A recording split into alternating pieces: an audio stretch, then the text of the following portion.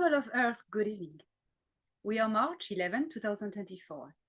Here are the development of the current galactic events impacting the future of Earth as a planetary civilization. I am delighted to welcome you for this 21 episode of Star Nations.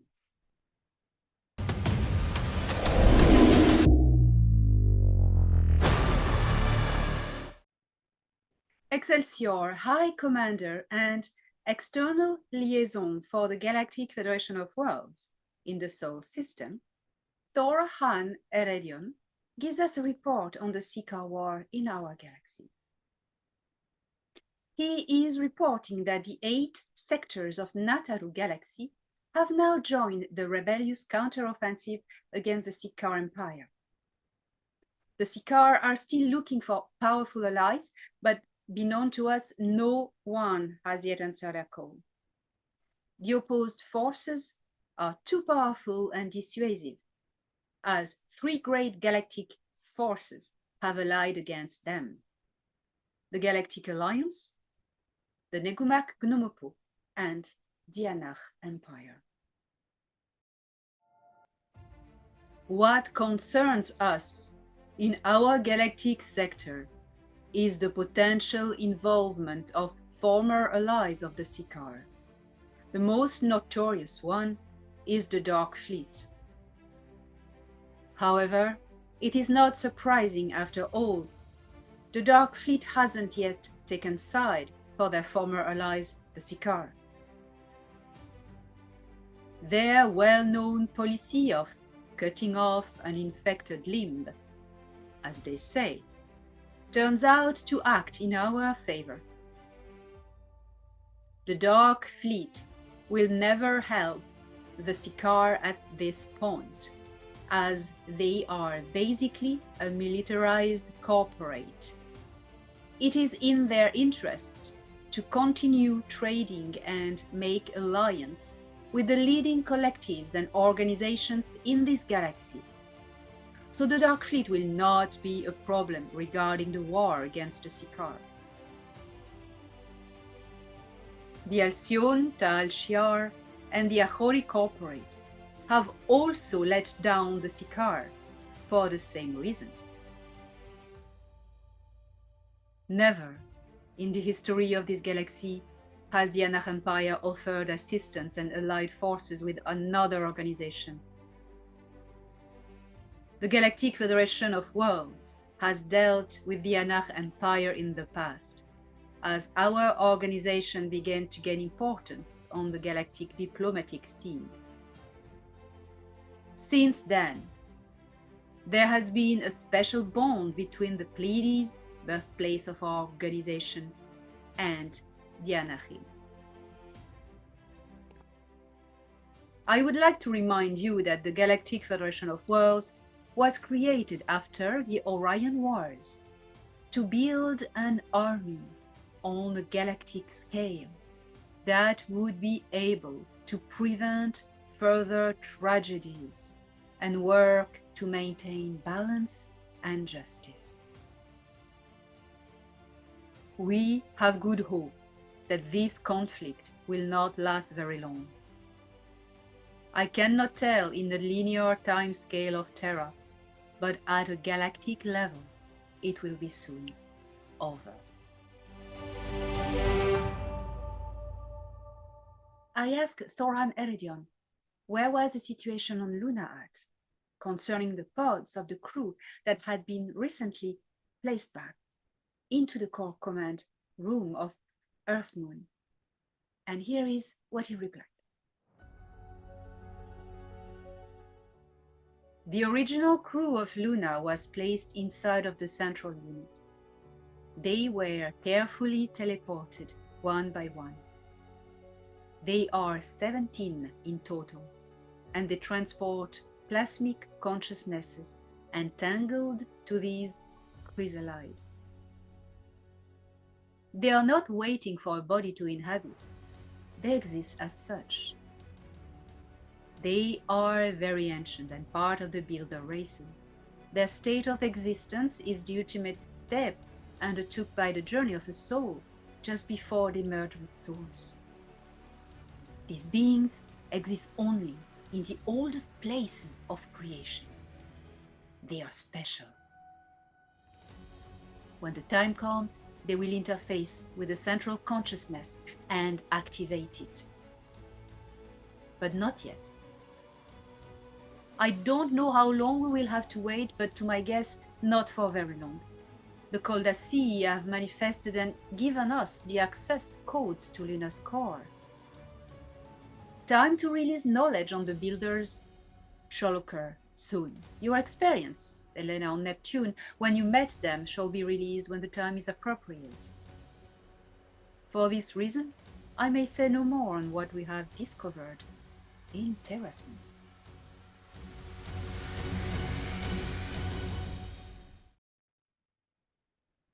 Let us now have a look into a place we haven't received news from for a while, and that is the subject of many mysteries, the great Orion Nebula.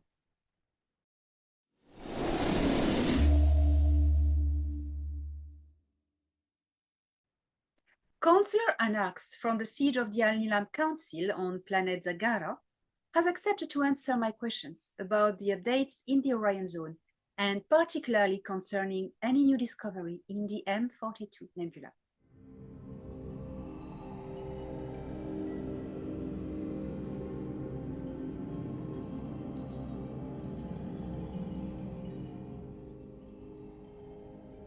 The Uru-Anna Nebula that spreads from 1,344 to 1,500 light-years away from Terra, where you live, is a giant gas ejection from an early supermassive star.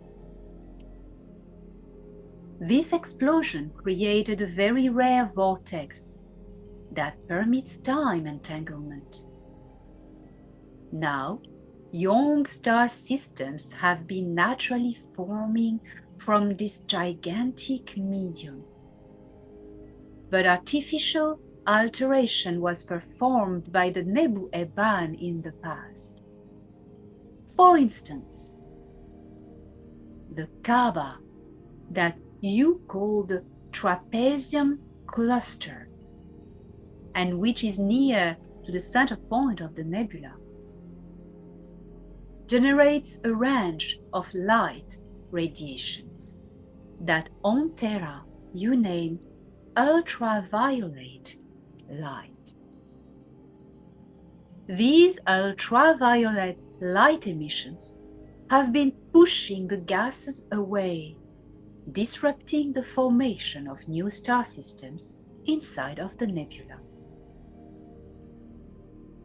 The Nebu mingled with the laws of nature without any ethics. The ultraviolet light was an engineering operation of the Nebu. These races thrived on ultraviolet light. What we found inside of the now deserted cluster are probably and notably binary pairs of artificial gas planets, a considerable number of them. These were artificial facilities, as I detailed to you already. The Alnilam Council has now taken back ownership of that zone for restoration of its natural heritage and the repair of everything that was disturbed. Of course, the vortex at its center is a neutral zone, but the Council protects its access for safety measures. The Anaheim scientists who are working with us have put an emphasis on keeping this important vortex safe. Not mentioning as well the Galactic Federation of Worlds' encouragements in this task and duty.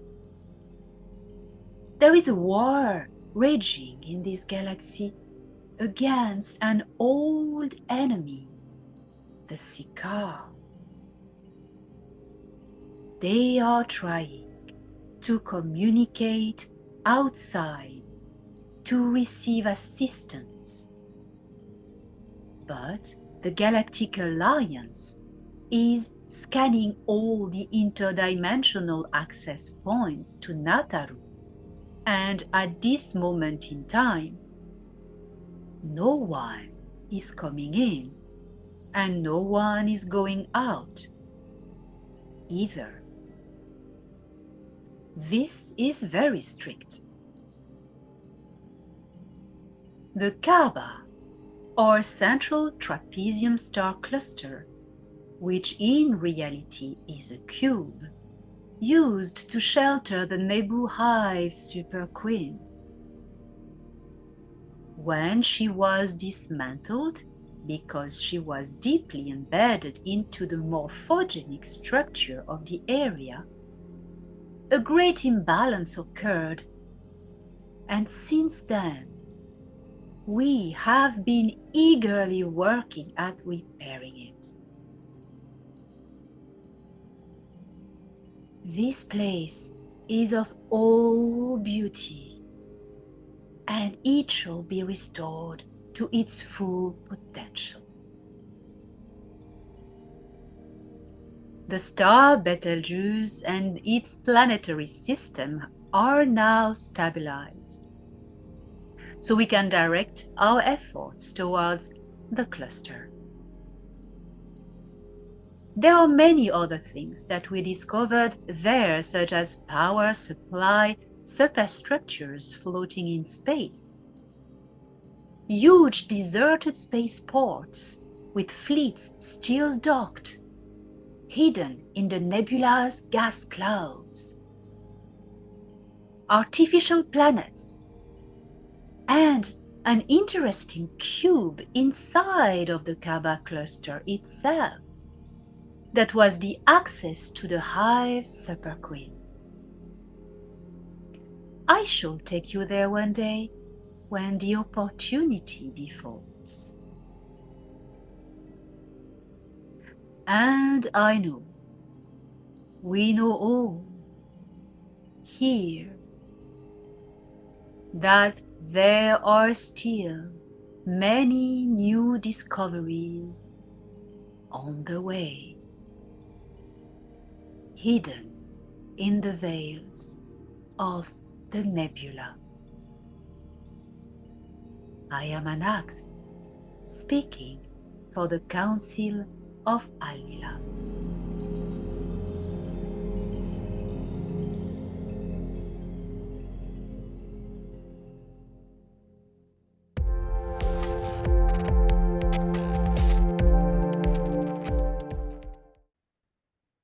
Well, what fascinating news we received from Councilor Annax from the Orion Nebula, and the new discoveries that they have made in the meantime, when we were all busy following the attack of Thor and the war, the development of the rebellion against the Ciakahrr Empire throughout the galaxy.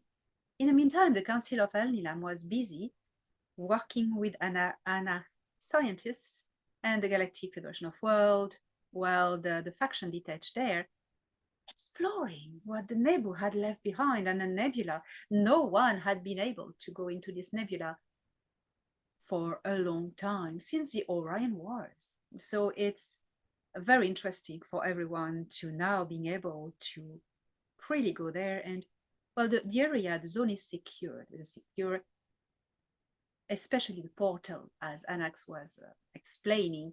The portal is an access through its superstructure to time. It's a temporal portal, so it's who owns it has power to change timelines. So that is why the Nebu have been always a very powerful enemy until they were infected from the inside, as we've been followed in the year 2021 and 22 with the amazing actions of High Commander, Science High Officer Thor. Now this is another story. What about what's happening in Luna? This is quite extraordinary. I can remind that Luna, the moon of Earth, will not be moved from where it is. It will stay as it is, of course. They are aware that it would be a stupid thing to do, but nobody is in control there. The people in control are the crew in the pods, and they will awaken when the moment will come to activate the central core power and core drive of the moon, which is this animated superstructure that Thor described, like an astrolabe with different rings, translucent rings. And Thor showed me this visual that I reconstitute with the tools I could find as my artist tools and skills. So this is a very handy thing. Well, it makes me think about the arcs, which is very interesting. So with the process of having a crew that is in stasis and that will wait to wake up and activate the commands of the arcs. And here is the moon. The moon is in fact like an arc when you think about it. It's exactly the same thing. And it will activate to release knowledge. That will be quite informative, and we don't know yet in what ways the central core consciousness of this vessel will release this knowledge. So we're all waiting eagerly to see what's going to happen. Well, it's been a very informative Star Nation news, and I think the Ciakahrr, as well it was described via Thor and Eredyon, are there for big hit, big slap, and well, you know, you reap what we sow. And I will find you next week for another episode of Star Nation News. Fasten your seatbelt.